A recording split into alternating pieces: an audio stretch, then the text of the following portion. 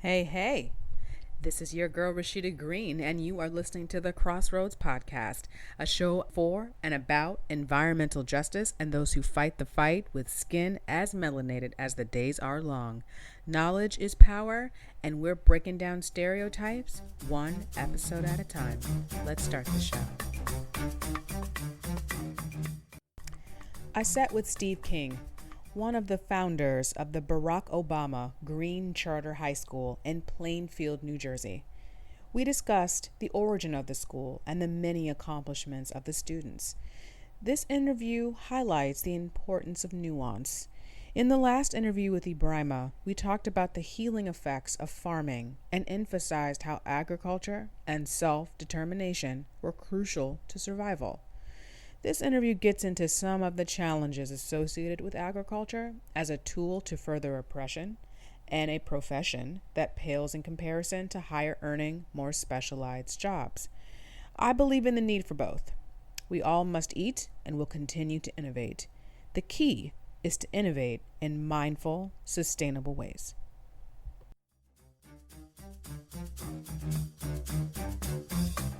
So let's get started. So tell the listeners a little bit more about yourself, your origin story. Sure. Um, I really began doing a lot of community service work, a lot of activist work in Brooklyn, New York, very much focused on issues of equity and justice.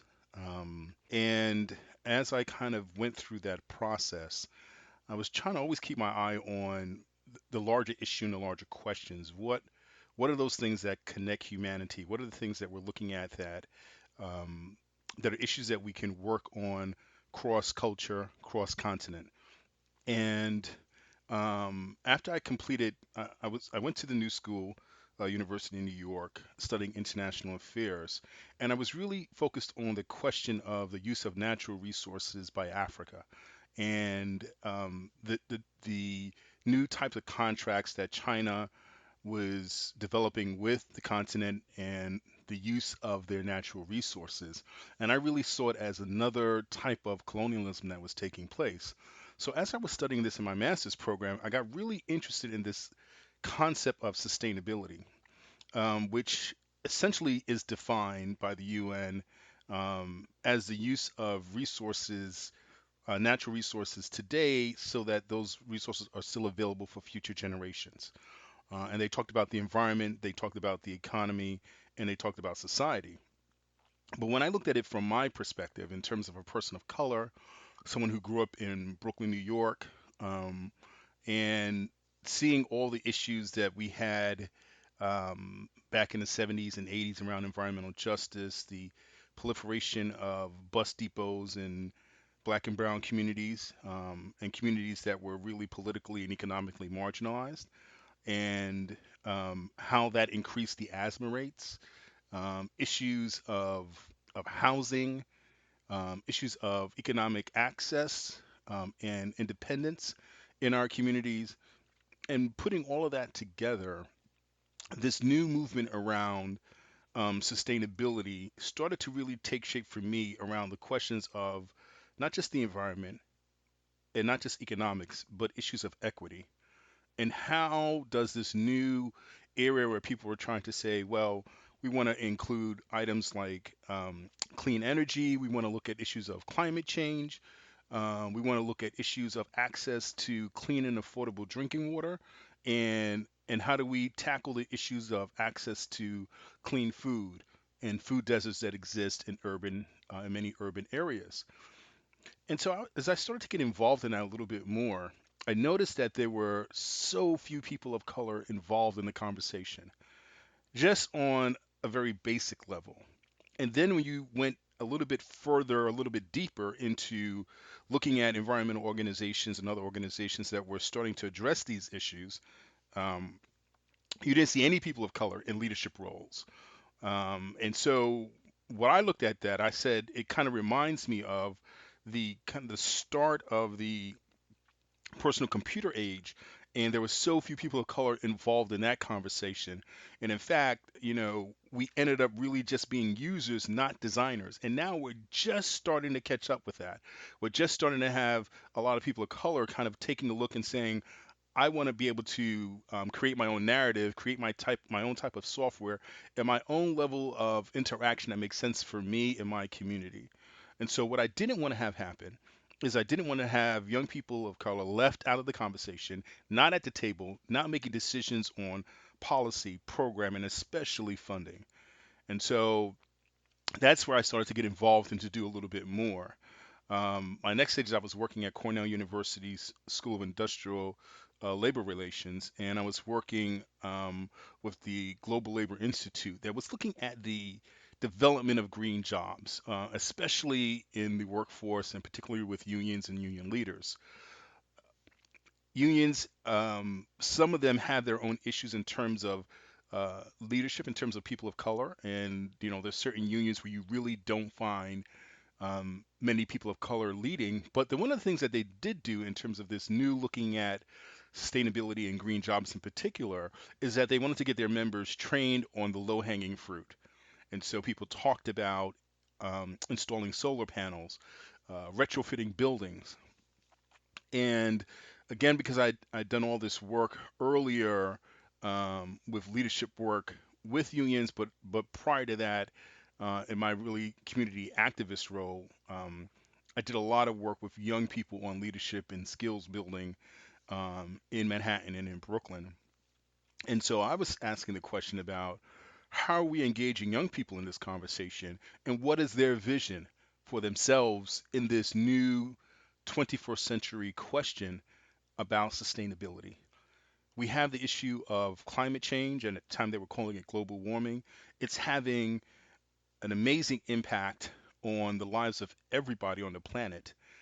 And so, if we're not there to um, use our own filter to look at these issues and determine what does climate change look like in our environment, and the statistics show that globally there are more people of color impacted by climate change than people who are not people of color. So if that's the case, then our voices must be central. um, I'm sorry. So in Yeah, saying no, no, no, no, no. So I just wanted to jump in for a couple of quick sure. points. One thing I want to wait a little bit, but I'm gonna jump a little bit, is getting into this concept of green jobs and the question of do we find that the majority of the jobs that are out there that they claim are green or sustainable are really just operating under false narratives, that they're really not going to provide people or not going to provide actual real tangible results that will, like for example, carbon offsetting, like Hmm. something that is not necessarily going to do anything about the levels of carbon that are in the atmosphere right now, but will just sort of, seemingly at least on paper, have some sort of trickle effect for the future. So, do you think that green jobs are that kind of vehicle, or do you honestly think that there are jobs that are proponents of true principles of sustainability? Well, there are some of those jobs, right, that you can really make an impact on things locally and even have a larger national and global impact as well. But there are the jobs that are like carbon tax trading and things like that that are not really getting to the real issue. And essentially, it's benefiting larger, wealthier nations like the U.S. So the question is, do you want to have a job just to have a job and make money? Or are you looking to do something that has a deep impact in the community in which you live and operate and allows you to also gain economic benefit and control over your community and environment? So, if I could kind of jump back to the school, one of the things that I really stressed with the students was that what you really need to be looking at is not just going to the best and brightest schools. And that was the mantra at so many schools that I did some consulting work with and other school leaders that I knew. They all wanted to have their kids go to the best and brightest schools. And when I really took a look at that statement, What it doesn't say is that we're not making sure that our students, not only are they well learned academically, but that they have within themselves a social justice understanding and mission that they want to give back to their community and help build their community. So if a young person goes to Harvard University and comes out, they went to Harvard Law School and they come out and they're working for a big corporation and making tons of money, that doesn't say anything to the benefit of the community. It means that you're making a lot of money, you personally. But how does that benefit the overall community? How does that benefit the generations that are to follow? And so we started to change the narrative and not say that we want them to go to the best and brightest colleges and universities as the end result. We want them to become change agents in their communities. And if that requires them going to uh, NYU to study architecture or going to Harvard university to study law or management, then those are the things that they have to do because the end result is that they're looking to connect with other communities of color and other people of color in the diaspora and figure out how do we build culture and societies and economic opportunities that allow us to take control of our community and move our own particular narrative and understanding forward. Not that of large organizations like Nature Conservancy or the Sierra Club, and they're doing the work that they do around conservation and other things, and that's great.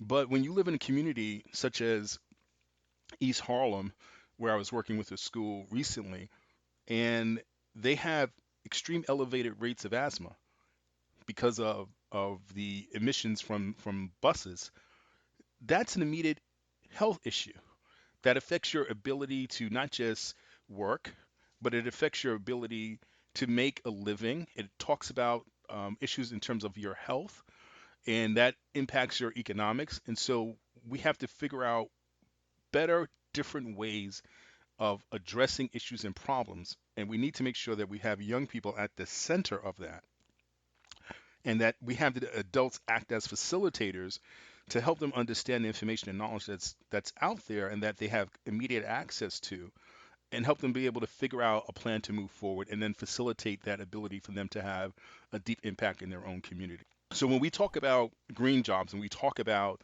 things that have a really deep impact, we have to really look and say, whose community is it affecting? What type of deep and sustainable work is taking place? And does it in fact address issues of not just environmental issues in our community, but issues of economics and issues of equity? So, you are actually going directly into the next subject that I want to get into is the school that you chartered and created, the Yes. Barack Obama Green Charter School. Can you please tell us more about that? Sure. So, part of this work that I was doing at Cornell University, again, I started to ask a question about, well, how do we develop young people in this area of a zero carbon economy, right? Because that's when that type of language was starting to come about. It's probably about like 2006, 2007, 2008 that people talked about this new type of economy. So moving from a knowledge-based economy or from a service-based economy to a knowledge-based economy to a, a low-carbon green economy. And so if I knew that in black and brown communities and other marginalized communities that people were really focused on test scores, they were focused on making sure that their schools show that their students were testing well on state and national exams, and that their students were getting scholarships to, again, the best and brightest schools. But it didn't talk about the deep work. It didn't say what are students looking at studying, how is that connected to issues that are taking place in their communities and things that they're personally connected to. And so the older model of education where someone was kind of teaching at you and telling you information and you kind of shoved the information in and you regurgitated what you learned and not really connected to it caused students to say, what does algebra have to do with my life? I don't see any meaning in that. I'll never use algebra in my life.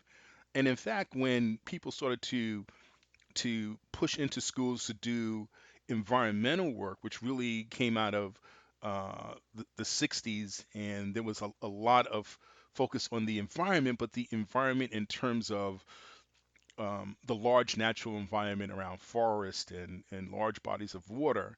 Again, it didn't speak to me living in Brooklyn, and it had no meaning to me because people didn't know how to make that connection. So when that stuff started happening, we had to start to figure out, okay, well, what is the connection, and how do we make it deep within their community, and also allow for them to grow economically so that they can do this type of work and have some kind of impact. So I had recently moved from Brooklyn, New York to Plainfield, New Jersey, and part of what we saw in that community, there was a group of us who were uh, five out of the six of us were, I'm sorry, four out of the five of us were from New York City and had real educational experience in New York, dealing with students, dealing with social political issues. And we started to talk about the educational system in the city of Plainfield and why it was failing. And what was the focus of the board and what was the focus of the superintendent and the principals in the school? And again, it was, what kind of test scores are we going to score this year so that we can show that we're really having an impact on students? So we talked about, well, what would be different? What could we do to help supplement this? And so eventually we came to the decision that we can open up something like a freedom school. And my experience with that was as a kid looking at this conversation about the work that Marva Collins did around creating these schools that were dynamic and yet connected in the Black community, and also the work that the Black Panthers did around education as well, which many Yes. people seem to forget, right? Yes, they do. And I had, I'm sorry, No, they do. They definitely yeah, forget that the Black Panthers had the breakfast yep, program. Just yeah, really made certain that that was incorporated into the other programs that they had. exactly. And I had when I was probably around 13, a group of us kids on the block were kind of corralled together by um, a former Black Panther member and said, okay, we're going to form a little group here, and you're going to do this information, you're going to do this research. And I was told that I'm going to be the Minister of Information and Education. And so I started to take it serious. I would go to the library, I look up information, but the conversation talked about how we're going to benefit the community with the work that we do. And so from that seed, that kernel of information and knowledge, it allowed me to grow that, to look and say, well, what other things am I doing that need to really be connected to my community? So we decided to create a school. And for me, as the lead founder, I said, well, here's an area of work that is just coming out, and we don't have people of color in there, and we really need to have our young people involved and connected with this. And so we decided to create a school focused on sustainability. And the mission and vision was to help to develop independent, critical thinkers and leaders in the area of sustainability. And so when we said independent and critical thinkers, what we wanted to have happen was to make sure that students weren't just looking at the left or the right, that students weren't just looking at MSNBC or Fox, that students were looking at other sources of information. And so we wanted to make sure that they were looking at Mother Jones and other things like that in order for them to really fill in those missing pieces of analysis, which is why we also said we wanted them to be critical thinkers. It's Mm-hmm. not just enough to get information. I used to tell our teachers all the time, all the information that a student could ever want is on that phone, right? But that's just Yeah. data. That's just information. It's not knowledge. And our job is to help them understand the nuances of that information, how it impacts them, and where people are creating a narrative that may not necessarily be true or that doesn't have your voice in it. So in 2008, we started working on the school. We started looking at curriculum. We started thinking about what types of programs we wanted to have. We submitted our application in 2009. Oddly enough, we submitted it in April or May, Ooh. and of 2000. of 2009. Uh, and then we received a phone call. I received a phone call from the then Commissioner of Education in, I think it was just the beginning of July, and I thought, okay, if the commissioner's calling me, that means that they must have thought this application was horrible. How could we even file something like this? So I was ready to really kind of get reamed out about what we were filing. But she says that she just left the meeting in Washington, and these are the types of schools that they're hoping to build across the country. And she said, look, you just started the application process. Typically, this goes on for another couple of months, but do you think that you can open up this school in September? Now, this is July. So I said to her, well, I'll talk to the team, but I don't think that we can do it. And so we talked about what would be required. We would have to finish the curriculum in depth. We would have to recruit teachers. We would have to do training. We would have to open it up and talk to parents and students and secure a building. And it was just too much. So I called her back and said, look, there's just no way that we can get this done and be open and be effective by September. So she said, okay, well, you know that essentially that you're going to be approved. Get started on it and let's see what you develop. And so we started working on it and we opened our doors in September of 2010. And we started with a small group of students in ninth and 10th grade, 60 students in total. And each year we added a grade until we got to grade 12. So my first role in the school is that I was the uh, director of programs looking at the role of sustainability. I did some professional development with teachers around the concepts um, of project-based learning because that was one of the areas that we were focusing on in the school. We wanted to develop a program that looked at project and problem-based learning and service learning as well. So as they were developing projects, as they were working on problems and issues within their community, they also found ways in which to be able to do service in the community related to the work that they were studying in school. Wow. And so I was, So, yeah, go ahead. oh yeah, I was just gonna ask you, what, uh, what would be like the typical day in a student's like life, like their school life? Yeah. What are the common classes that they're taking, Mhm. and and after you get through all of that, what are some of the things that out of all the many things that creating this school has given you in terms of achievement and the sense of pride? What other achievements do you feel the most proud of? So the classes, because it is a school under the review and control of the Department of Education, there were certain classes we obviously had to have. So we had to have math and gym. Oddly enough, they required 4 years of gym, 3 years of math, 4 years of English. So we had to have all of those typical classes. What we did was we started to look at the curriculum and say, how do we talk about issues of sustainability and stuff that relates to social justice? So the first 3 years of the school, which was led by another school leader, um, one of the founders, we were really just kind of getting the program up and running, and the value really took place in the projects that these students were connected to.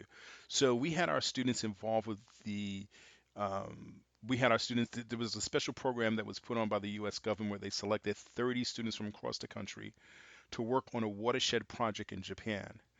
So the only two students from the state of New Jersey and the only two students of color came from our school. A little Nice, small 60 student school. but well named. Exactly, exactly. And so what we did was we really wanted to make sure that we focused on how do we supplement the curriculum because at that time the curriculum didn't have enough meat in it that really talked about the social justice perspective, and so we weren't able to connect it those first 2 to 3 years in a really deep way. So our students started to do all these other projects and programs. We had them involved with Nature Conservancy and things like that. When I took over as school leader, which was in July of 2013, um, of course, I was really the only one at the school that had the focus of sustainability since it was my vision. And so, what I wanted to do was to make sure that the curriculum spoke to that and I wanted to make sure that it was embedded in the curriculum. So whether I was there or not, our curriculum was set around those particular issues.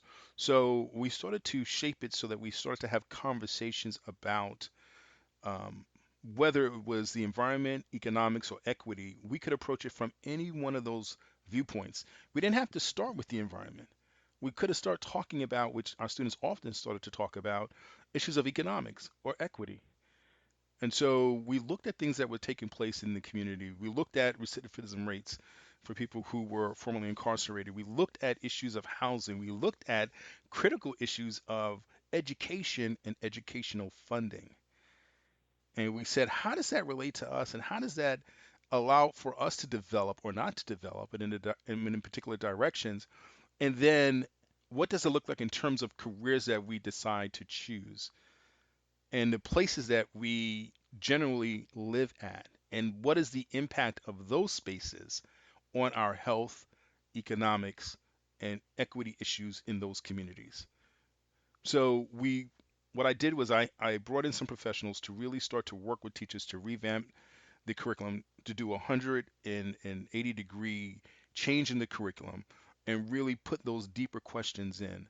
Out of that work, me and the team, one of the other founders, Kasami Messiah, and and some other people who were working with us, we start to have conversations with the students about the changes that were going to be taking place. We talked about we wanted to develop a town hall so that we can start to talk about social justice issues, and we want to have the students take the time in their groups and in their houses to really look at these deeper issues. We had issues where we talked about child trafficking.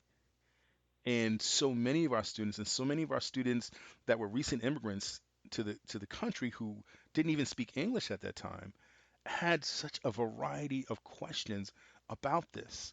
And that really showed that there was an impact. These were things that were taking place in their community, and no one was talking about it. In fact, I remember one teacher saying to me that he was uncomfortable with having a conversation with students about all the African American men that were being shot and killed. Now, this is a history teacher that told me this. And I said to him, well, that's history. I mean, that's your area of expertise. And so I had to figure out other ways to create those safe spaces so that students could talk about these things because sometimes they believed, teachers and other administrators would believe sometimes that students didn't have anything to say about that, that they were only interested in music and dance, but that's not the case. And so they see these things that are happening, but they know teachers don't want to talk about it, and they don't create the space to have the conversation, and they don't know how to relate it to their subject area. So if they want to talk about English or math or physics, there's people are not trained in schools of educational learning how to really bring in practical conversations about this within their subject area. And so we had to supplement that work. And so some of the things that I was most proud of what was taking place in the school, we had advisory, we had town halls, and then we had our students connected to all these other types of programs. We did an international STEM program every summer where we had students coming in from China to work with our students on a sustainability issue.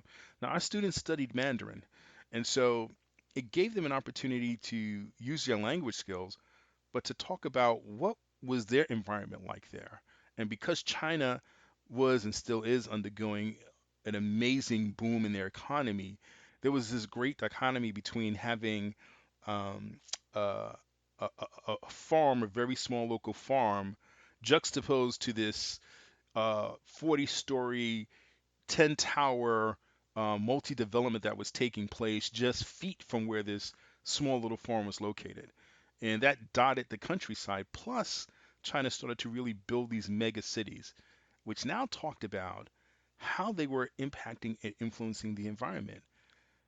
So they're looking at economics, which everybody was really kind of focusing on with China, and they start to talk about what is the environmental impact of the large amounts of coal that China is using to create these mega cities, and then to move all these people from farms to cities. And so now we start to look at it and say, well, why is China doing grabbing large amounts of land in Africa, in the Caribbean, because they're looking at how are they now getting their food supply. So they rather have their people work on technology and work in mega cities to boom their economy because they can outsource their food supply.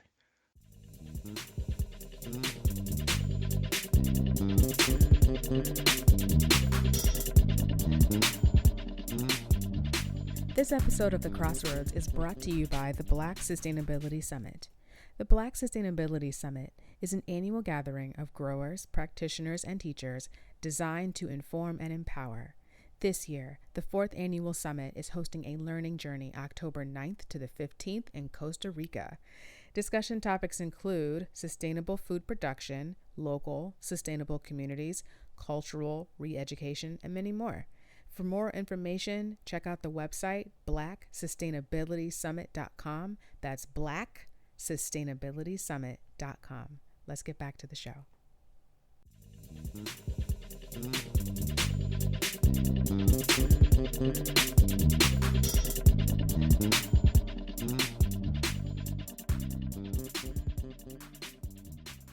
So what you're hitting on right now is what like is a specific segment of the show I call the crossroads, where we really start to bring these intersections together, which you're really doing on your own, so I don't have to, and I appreciate it. But just to kind of go back just a little bit, when you're talking about your experience and what you saw or did not see, for that matter, growing up in New York, it really reminds me of a couple of like articles that I will post later in the show notes. But really, the first thing is just the concept of being of a conservationist, someone who really just cares about the maintenance of natural resources, or a natural habitat, or this a separate ecosystem that lives apart from city life. And it is difficult, as what you exemplified with your working with your students, that there is a separation between the the perceived environment of someone living in a city as opposed to someone living in a more rural Hmm. area. Talk a little more about how we can engage across community, across country, across areas of the diaspora. What can we do to kind of maintain those levels of communication and awareness, so we know and are conscious of what's going on in the world outside of our immediate vicinity? Great. So part of what we have to realize is that historically, we come from being caretakers of the environment. We are the original conservationists. And so whatever work was taking place in several parts of Africa, and once we were then stolen and transported to the US, it was a real issue about the environment. And so here in the States, we have to start with the conversation about why we were trying to first develop the land for economic wealth and independence, but then we were taking a big push to move off the land. So a lot of the conservation movements talk about, and even the environmental and sustainability movements talk about, we want to first develop students' understanding and ability in gardening. And in fact, many of them say we want to have them develop careers in farming. And I say to them, but have you had the conversation about the historical context of what it means to have your child be a farmer? And for me as a parent to support my child being a farmer, knowing the historical context of what that meant for us over generations, right? And Mm-hmm. you're sending your child to be a computer analyst, okay?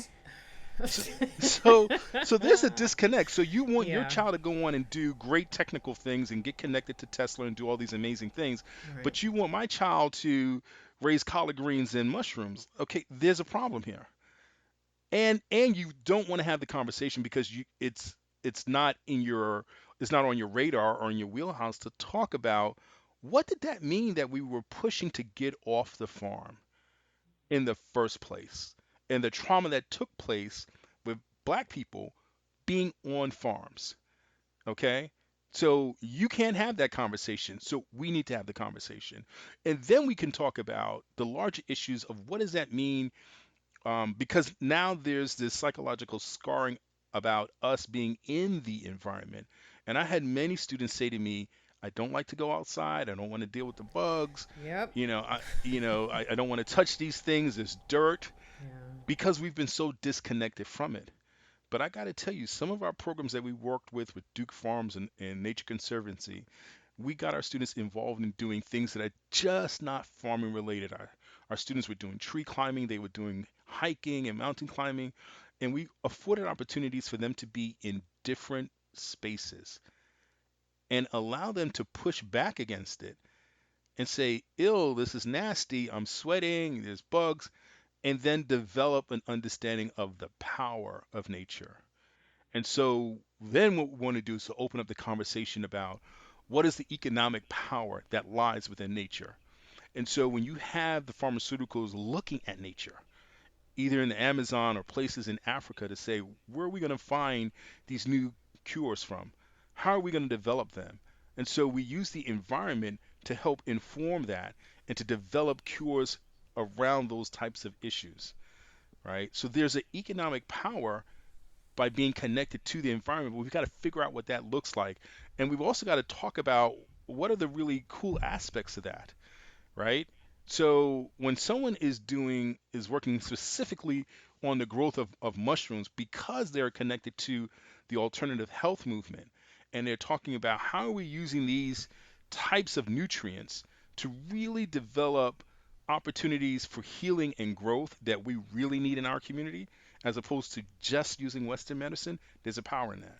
Mm-hmm. How do we now take that information and knowledge and create supplements or other means of helping us deal with whatever illnesses and sicknesses that we have? And then we talk about, okay, well, this is big farm to table movement.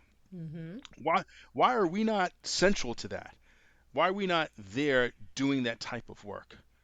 So we need to figure out, okay, fine, if there are these five different farm to table restaurants that are in the tri state area, that especially restaurants of color, we need to be immediately connected to them to talk about what are the types of foods that we want to start to sell, that we want to get connected to, that we want to talk about, the tastes that are involved. And Right. so there are other economic ways of building it. And then if we choose to have mega contracts with places like China, and we want to talk about, well, you're looking for a source of food for your people.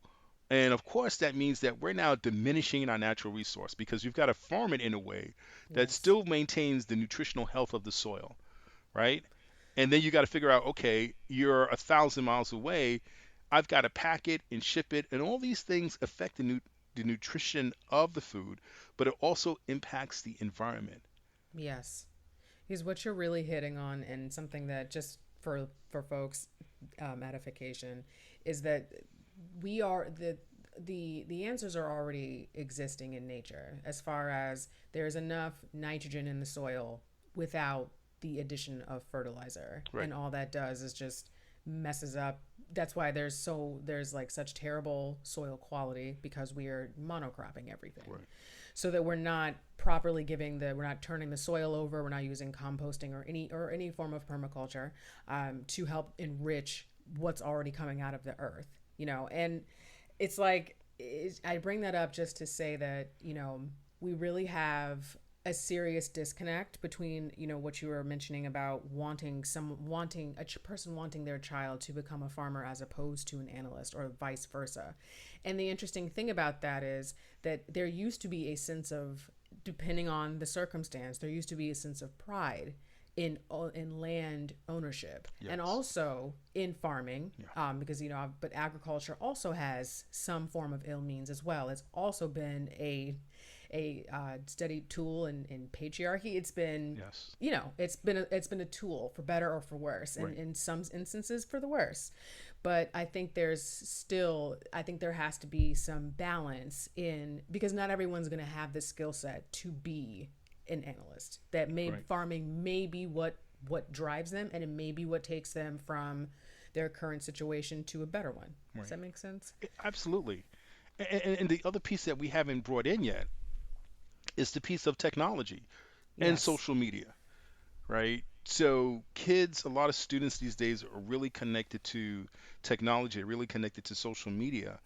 And what we haven't done is how do you connect all these issues of urban farming, of medium and large scale farming that takes place, of uh, building nutrients that are then used in different means for alternative health. We Mm. haven't pulled all that together yet to talk about instead of who is it, one a day made by whatever company it is that makes one a day. Um, Instead of doing that, why don't we have 5 or 6 farms and maybe connect ourselves to 2 or 3 countries in Africa and connect with the Caribbean and say, okay, how are we sourcing some of this material so that we can now create our own company that is producing our own natural vitamins or whatever Right. other supplements, and we can feed how people of color are getting involved in the alternative health movement. So if your skill is that you want to be a business manager, we've that's business right there that you need to Right. manage. If you're involved in using computer science to figure out the right type of ingredients in the mix and when stuff is being harvested and how it's mixed, there's opportunity for you to do that from the computer science perspective. Whether you want to be an engineer, electrical, mechanical, computer science engineer, it doesn't matter. There are opportunities to do that work in those spaces. Right. And so we need to show these young people that farming is not just about me having these dirty boots on, waking up at the Butt crack of dawn, crack. right? Getting out there and milking cows and The cutting down chickens. corn and living a life of just pure work with no pleasure, with no connection to other things. But they don't see those examples because few of those examples exist because we haven't started to really develop those connections Mm. and we haven't had a chance to really have those conversations. But there's opportunities for that to start to happen as we look at workforce development around these issues of sustainability. And so it I agree. requires people like you and me and other people who are doing a lot of work in this area to figure out how do we create those spaces so we can start talking about what does that look like in our community, especially when we start talking about the urban areas. Yes. And I think, like, and to kind of go back and to give you your props, I mean, this is the beauty of the school that you created, is that as you know, school is, as I've unfortunately had to tell some kids, it's the first place where you are marginalized. Yes. It's the first place where that occurs. And we talk about the school to prison pipeline Yes. and how it disproportionately impacts black children, particularly black boys. Hmm. And creating an environment where learning is not just going to be so that you can pass a test and what get a job and that's it and just join the workforce, but so that you can actually have control over your life, because it comes down to, at the end of the day, to having access, and not just access in the sense that you can choose between the bodega or a Chinese carryout, but that you actually have access to make proper choices about your health and well-being. And you are an instrument in making that possible for young children. I mean, that's what you're doing. And we have to, I think that's part of where it begins, where we have to create those spaces in educational environments so that our children can benefit Yes. and take on the work that we've unfortunately had to offload onto them. Right. And I would say this that young people, many of them know um, that school is not working for them. Yeah. And so they force themselves to kind of check out emotionally and educationally out of a school, right? So they said, okay, fine. If what it takes for you to leave me alone is that I can get a passing grade and I can just continue to go on until I get out of high school, which most people I can't wait to get out of high school, and Yeah. no one wants to address that, right? Why are you if this is such a great place of learning and knowledge, why can't you wait to get out of this environment? Because you hear the opposite when it comes to college. People say, I Oh love my it here. God. I wish I could stay, right? Forever. And so and so we need to start to address that, but we need to change the narrative and stop selling lies to these students. So what we say is a value, what we celebrate in the school is your grade. That tells us your value. Not whether you're innovative or entrepreneur or very creative, but what kind of grade can you get? What kind of score can you get? What university can you get into? How much money can you get in scholarships? That's the value that we place on them. And they know that that's false. And every time they push back against it, the institution which we support, because it financially supports us, and many of us believe in the training that we got, we push back and say, "You don't understand. You don't know what I know." Hmm. And so these generations, the millennials started to really push back against this, and many of them have really moved into entrepreneurial activities. But now you've got Generation Z and Gen Alpha that are saying, that's not working for us. We need something different.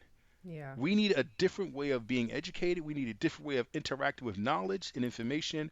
And we need to express ourselves in terms of those things that we find of great interest and we want to pursue. And you see this happening with young people globally. So if they're looking at climate change, they're talking about climate change, or if they're talking about Me Too, or if they're involved in all these other type of social programs, they're saying these are the things we're interested in. So if that's the case, let's use that to talk about English. Let's use that to talk about history. Let's use that to talk about math. Use that to talk about science. It is all possible because these things should not be studied in silos like they currently are. Yes. Young people, before they go to school, they learn about this stuff holistically. They don't learn about it in a silo. And so once we're able to figure out how do we change that, and we get the support so that our students can then move along and get access to other information on a larger scale like universities and colleges that they don't necessarily have to get a degree from, then we can figure that out because they're already saying I don't need to get the PhD or the master's or the bachelor's in order for me to have an economic Success. impact and Right. success. Correct. And so they're already there. The adults are the ones that are lagging behind because we grew up in a certain paradigm and we believed in it, right? Mm-hmm. There And was now that you got a job, that's that right. it was more about having being gainfully employed. That's right.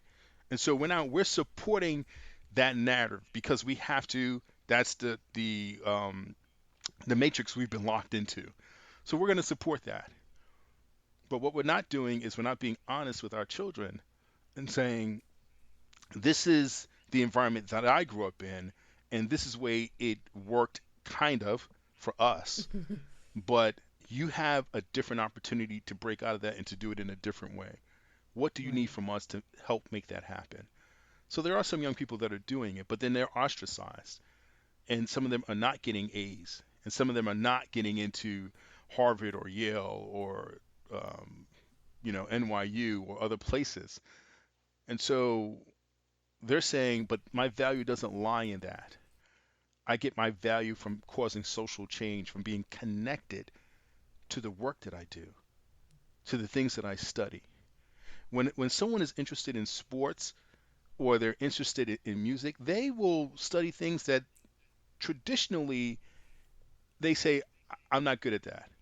How do you get a kid who knows all the statistics in baseball or football or basketball, but says I'm bad at math? Yeah. How does that make logical sense to you, right? So you start It's from where a child adult learning and learning should be about starting from where the person is. What's your interest? What's your knowledge base? And let's build from there. But that takes creating major shifts in education. And sometimes you have to use demonstration models in smaller schools to make that happen until we can figure out larger ways of doing it. But I got to tell you, these kids who are graduating, who are going through schools, we're doing them a disservice, and we need to figure out how to do it better. hmm. So, coming to the close of the show, what are some what are some things that you want to accomplish in the next 5 years? Are you wanting to open up more schools? Are you wanting to just consult in schools and how they can build a sustainability program. Like what are some things that you're working on? So the overarching work is I want to connect students of color in the diaspora to do this work as entrepreneurs and to find those avenues to really create niche markets to do this stuff. So if we're connecting students in New York, students in Florida, students in Barbados, students in Ghana and Cameroon to take a look at these issues and figure out how do we work collectively because project-based working using problem-based learning is really what exists today in order to really move business forward. And so when you have them working together and you have them really looking at problems and issues and figuring out how to solve that, then you can create this synergy and then you can look and say, there's something happening there and Mm-hmm. it's outside of the norm. And the other thing is that we need to not focus on the large companies as a means of either distribution or jobs or anything like that. So why can't we create our own? And I think it probably in the music industry is one of the more common ways that people have been doing it. I'm going to create my own record label. I'm going to create my own distribution company. And that stuff should have happened eons ago, but it's happening now. And it's a model for us to say, you know what? Let us do this type of work. Let us figure out how do we pull our resources together so we don't have to go to those other companies. We don't have to look for angel funding from them. We don't have to do a deal where we're selling 51% control over our company to some Yes. other major organization. And so if I start there, then the next step down is for me to look at how do I create some changes in these schools. I'm looking to partner with other people um, who are essentially public people to say, let us create it. People like Nas or people like Queen Latifah to say we can create these academic institutions and we can choose to opt out of the public education system as it is designed right now and figure out how do we fund that type of work? How do we make it happen? And how do we get our kids properly trained? Now they can do it. One, they have the national appeal. So if Queen Latifah got together and again, as I said, I grew up in Brooklyn, New York, and I look at some of the work that Nas is doing, and has this program at Harvard University where they're studying his music. Mm-hmm. Like that's that's our music, Yeah. and that should be housed at Howard University. And so if you want to have your kids from Harvard come down, we would surely welcome them to our program at Harvard University or at Medgar Evers College in Brooklyn. And Mm. so if he has the publicity, if he has the national recognition to say, this is something that I'm looking to do, and I'm looking to connect with Jay-Z on this, I'm looking to connect to Queen Latifah on this, and we can, with ourselves, we can raise $500,000 to get this project off the ground. And we So can, basically, you just want to do like a Yo MTV Raps, like with, but like green. I get it, and it's because I noticed that you only named certain rappers, yeah. and that's fine. That's Yeah, yeah. fine. Well, look, you go with people like that, people like Akon, who's actually Yes, leading in yes, he Africa and is. other places doing this type of work, and we say, look, what is our end result? We can take these kids and we can have them go through an educational process. If we need them to have a degree, we can connect them with our university so that they get a degree if that's part of our goal. But the larger goal is how do we build economic opportunity and innovation? And we need to take a look and figure out how do we make that happen with the resources we have available. We already have our own colleges and universities, Mm, and in some respects, we have a few of our own K to 12 schools. So it, true. it takes vision and it takes patience and time. Oprah said she's looking to open up another one of her schools in the U.S. Hmm. This gentleman who just paid for the debt of these college students, I think it was at Oh my Morehouse God. University. Let me dust off my diploma and just send it to that man. Just Absolutely. Just let me just clean it up a little That's bit. right. Don't even clean it up. Send it as is. No, it Okay. doesn't. It says Spellman on it. It doesn't say Morehouse. Well, see, so Same thing. We're across the street. I'd please give me my things. absolutely. And why can't we figure out within our own community ways of forgiving that debt, Yeah. right? So we can figure out that if you're doing nation building work with people of color, you could call it what you want. You're closing the achievement gap with these kids, whatever you want that is digestible by the Department of Education, fine. If that's the way we choose to do it, then let's do it that way. And figure out how do we forgive that debt, get these kids to the level where they're looking at innovation and entrepreneurial work, and have that supported throughout. And again, if we start to create those models, other people will follow. Yeah.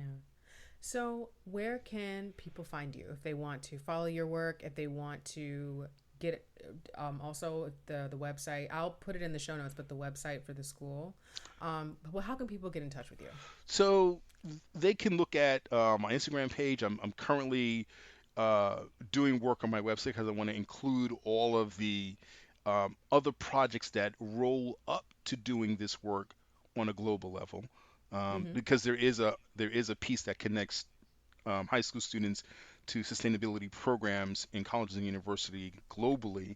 And then there's another project that looks to support young people who are doing work in the sustainability space, young people of color who are doing work in the sustainability space, so they gain the mentoring and the experience so they can move on to decision making roles as well, right? Mm-hmm. And then the last piece, of course, is that we're looking at connecting this globally and doing the work in innovation and entrepreneurial work. And so they could look at that. My website will be up shortly, but I could always be reached at my email address, and I'll use my new school email address, which is King KINGSA at newschool.edu. Awesome. Thank you very much for joining me today. I appreciate it. We had a great conversation, a lot of knowledge, and a lot of information was shared. And yeah, And, I'm just and, gonna and, wrap up. Oh, and the what? last What? thing I like to say is that is that hopefully at another time we can start to talk about gentrification as a result of climate change. Oh, oh, see, okay. Okay. Now we're gonna have to. So I'll take that last part out. We gotta. So real quick, Yes. because while there's a, and again, I know I keep saying this that I have articles, and I promise I will once I do the show notes, I will include them. But there's a couple of really great articles. One in particular is called, I believe it's called the Greenwave, and it is focused on what they call the greening of New York, where every single time there's a project of any type to green, quote unquote, an area, it always invites gentrification Yes. to the point, and this is not just exclusive to New York. We're seeing this in California as well, Hmm. where neighborhoods are essentially like, just stay out of here, like keep the coffee, keep y'all's Yes. dogs Yes. and the grass out of here, That's right. because the minute you make it look nice, the whites are coming. Yeah. So Yeah. and I was going to talk about that, as particularly as we're talking about like these certain aspects of green jobs, like greening, but also solar panels or Yes. rooftop That's right. farms or things like that. That's These right. are all things that attract That's right. gentrifying. That's right. And to put the cherry on top is when you look at certain communities in Florida, South Florida, around the Miami area, that because sea levels are starting to rise and the storms are really causing much havoc on the coastal areas, that white people are now moving into communities of color because they are located on a higher land scale. And so Hmm. now they're gentrifying those areas, moving them out Hmm. because their impact of climate change has forced them to look at other areas that are more sustainable for them. And so there's a lot of different ways that they're greening our communities, and we need to start to really look at this. I know Professor Ron Daniels is doing a lot of work around these questions about gentrification in our communities and how do we really create opportunities around that. But what I'm saying is that there are so many different elements that impact that. And this whole greening and sustainability stuff is having that type of impact. We all know Yes. that once we see the Starbucks, once we It's see over. Whole Foods, that's it. It's over with. Yeah. So, You see yeah, that, you see the yeah, bikes. It's that's right. over. That's right. That's right. The And it's greasy bag chicken spot that is closing that's right. down, That's right. and they're putting in a microbrewery. That's right. And so where are we moving to? Our parents' basement, Yeah. the And edge those of our homes are being dreams. sold too because now they can't really afford to maintain the property tax. So Right. where do we end up? What do our communities start to look like? And so I think that there's great opportunities in places like Detroit and other Yes. areas to say, you know what? We're going to start to take this over and develop it with our vision. Again, we've got to be able to put our narrative on the table. We've got to be able to work from our vision and create those kind of things. So, Yes, and like just as you said about Detroit, there's also another really great article about an increase in urban farming in Detroit. There have been many abandoned homes and abandoned lots, and instead of just letting that just be, people are actually going in and farming. So yeah, great. it's, but again, and it's also urban farms, unfortunately, are also have become tools of gentrification. So it's a very complicated, complex, nuanced issue when we talk about gentrification, because mostly what we see and are angered by are, that unfortunate um, bearded gentleman who thought that the best solution for walking his dog on Howard's campus is just for Howard to pack its things and move. Um, Yes. Yes. yeah, I mean, his Instagram comments were in shambles, and that gave me joy. But the fact that he actually fixed his face to say that Howard should just, pack its covered wagon and get on down the trail is ridiculous. But okay, before I go down that hole, Yeah. yeah, So thank you gentrification again. is terrible. I'm sorry. Okay, well, I get it. I get it. So thank you again for having me. you are so You're doing welcome. amazing work. Please keep it up. And I really appreciate having this opportunity. No problem, and thank you again for being here, and thank you all for listening. Well, that was Steve King and a mini rant about gentrification. You are guaranteed an episode about that, trust and believe me. For more information about the Barack Obama Green Charter High School, visit their website, obamagreencharter.org, or you can follow them on social media. On the next episode, I decided to start my Notes from the Field theme show where I visit a place and just record. As it turns out, I was invited to attend Farm Day at the Licking Creek Bend Farm in Needmore, Pennsylvania. The farm owner talked about sustainable farming and took us on a tour. And I will share what I learned in the next episode.